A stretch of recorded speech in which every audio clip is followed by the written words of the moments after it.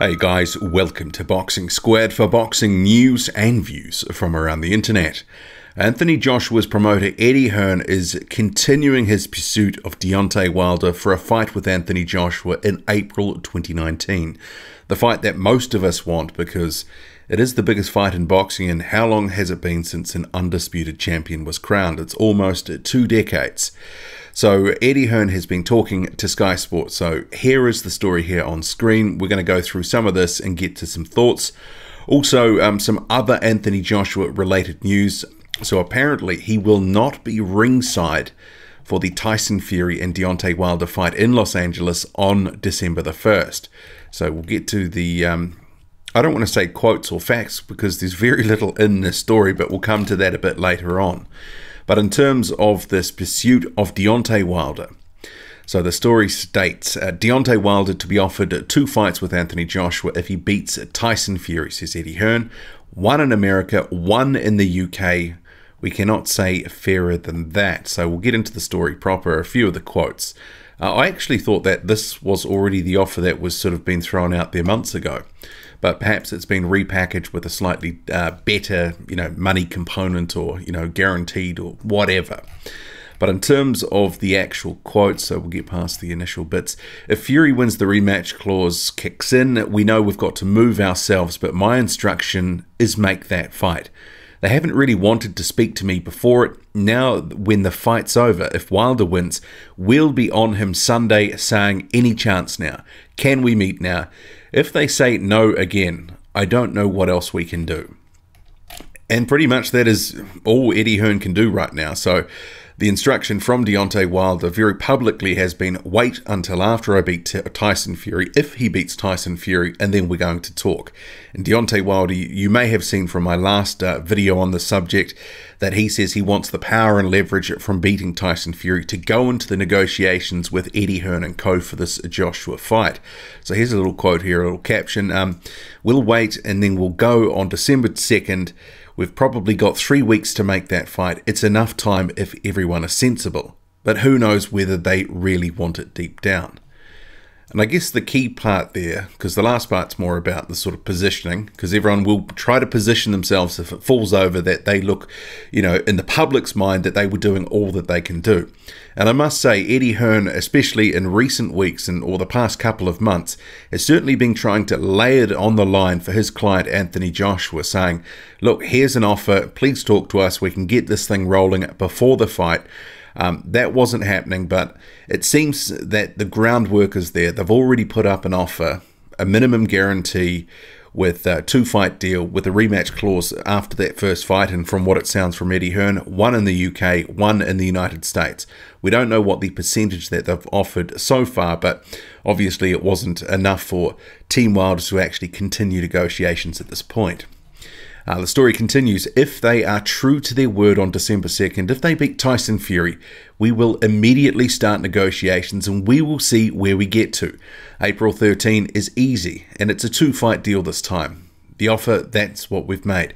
1 in America, 1 in the UK. We cannot say fairer than that. That's the quote from earlier. We've got to do our best to try and make it happen. And we'll be doing that straight after the fight. We've been trying to do it for the last 2 months, but no, wait. We'll wait, and then we'll have a go on December 2nd. We've probably, okay, that's that same quote. And there were some other interesting bits here as well. So Finkel has said to Sky Sports, I've never rejected a call from Barry or Eddie. My phone is always open to them. So that's quite interesting because Shelley Finkel very publicly a few weeks ago said, look, we're just going to have to wait till December the 2nd until after the fight with Fury to actually negotiate proper. He may have accepted a call or whatever, but it obviously didn't go anywhere. But I mean, who knows what has been happening behind the scenes, because there's been all sorts of stuff that each side has been saying, and it's really hard to get a gauge on what has been going on. For a while, Eddie Hearn was saying that he was talking to some of Al Heyman's people, some legal representatives and such, and that there was a little bit of good progress there, but then that seemed to fizzle out because we didn't hear about it again.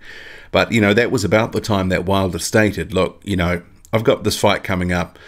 We're not going to be negotiating to any degree before the fight.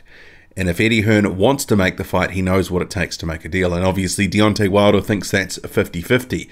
And depending on how this event goes, well, he may get that, or it might be significantly less. I guess some of it really does come down to if there is a 3-week window. As Eddie Hearn said, how sensible can everyone be? Because there is the date, the venue locked in for April. How sensible can everyone be? Because it is the fight everyone seems to want. And it will go down as one of the biggest missed opportunities in heavyweight boxing history if this fight doesn't happen. It will be the Lennox Lewis-Riddick Bowe situation, a fight that should have happened, could have happened, but never happened. And clearly all involved seem to want this to happen, but they want, a big enough piece of the cake for themselves, and they want to take as much as they can. And really that's what it's been boiling down to. It's money. And these guys, they both want the legacy and all that sort of stuff. Each fighter, I have no doubt, wants to fight each other, but they want to have it on their own terms. So let's hope 3 weeks is enough. I mean, I'm not going to sort of hold my breath on that sort of situation.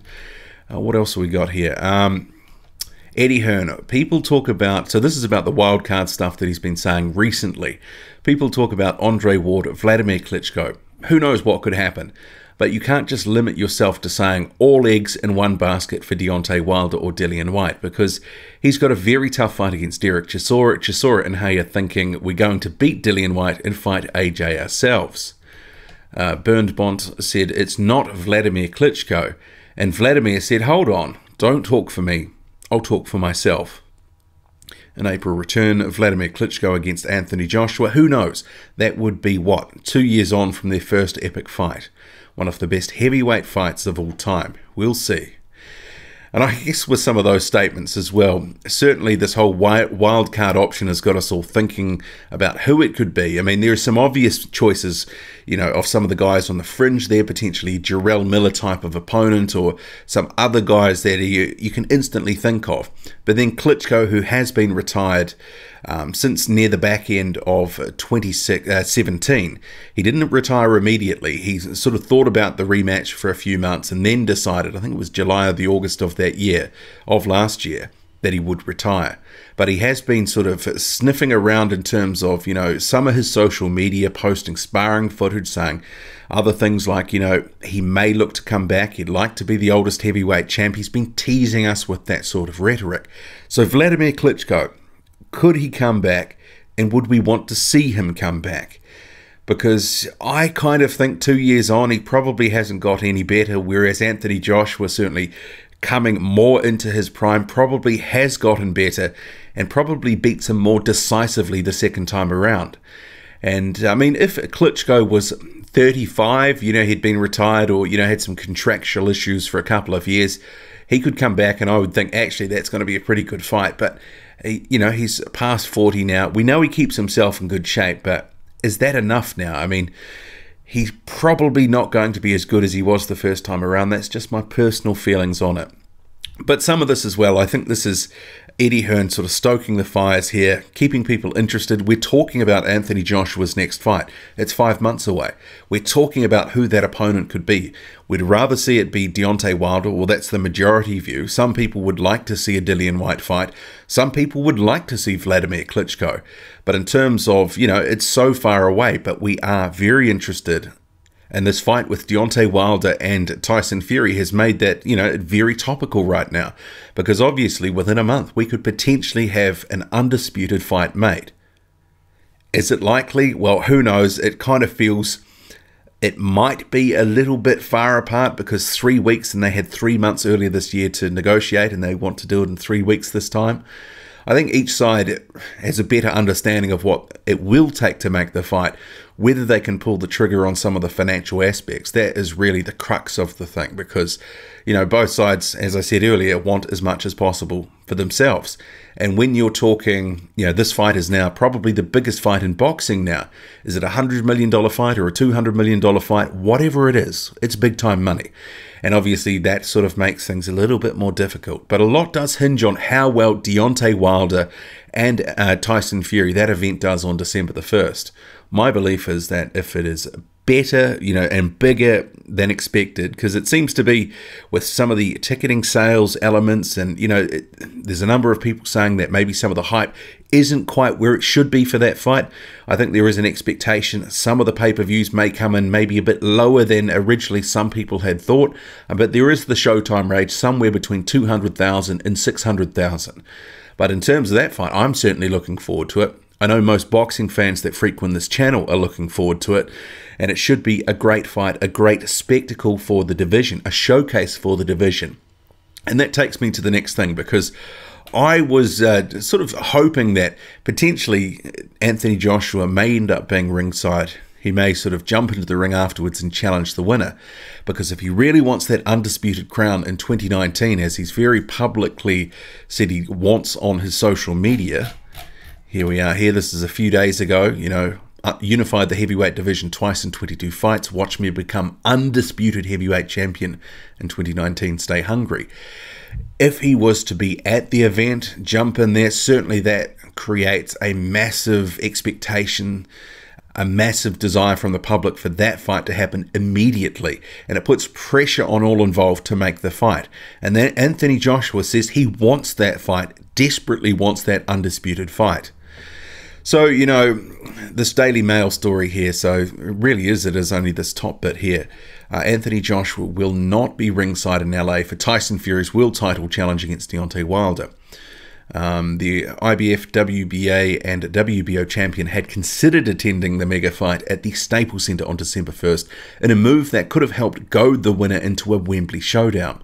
However, Joshua has opted against that maneuver because of sponsor obligations. And I was expecting there to be a bit more there. It's got some photos of, the Povetkin fight, Fury and Wilder, and then Joshua on holiday in Jamaica. But that's effectively the sum total of the story, because all this sort of stuff is more background information about, his fight date in April, the White and Chisora fight, all that sort of stuff, and that's it.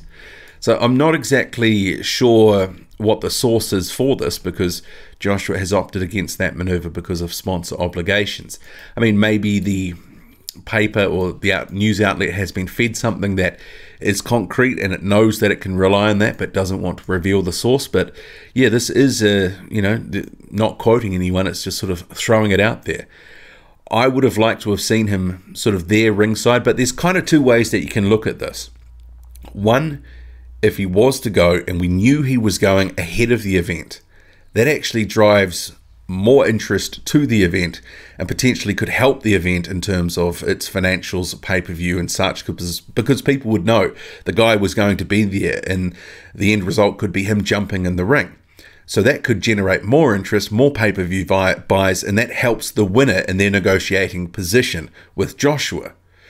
So that certainly could have been an outcome if it was announced that he was going. I mean, who knows? Maybe they're just trying to keep it under wraps and he will just pop up and surprise, the winner of the fight.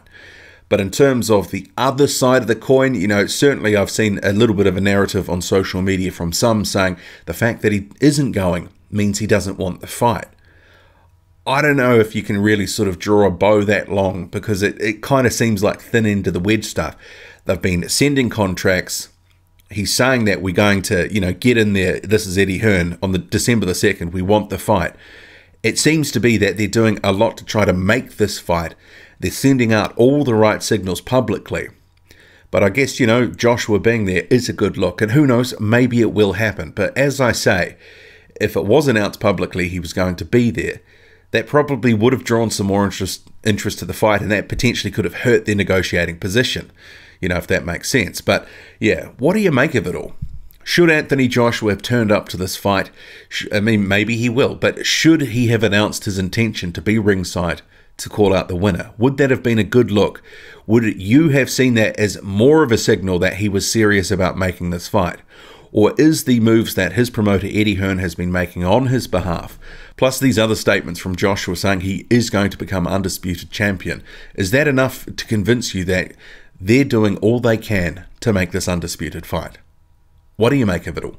Drop a comment, loud and often. Hit like, hit subscribe, follow me on Twitter, boxing_squared. I'm out.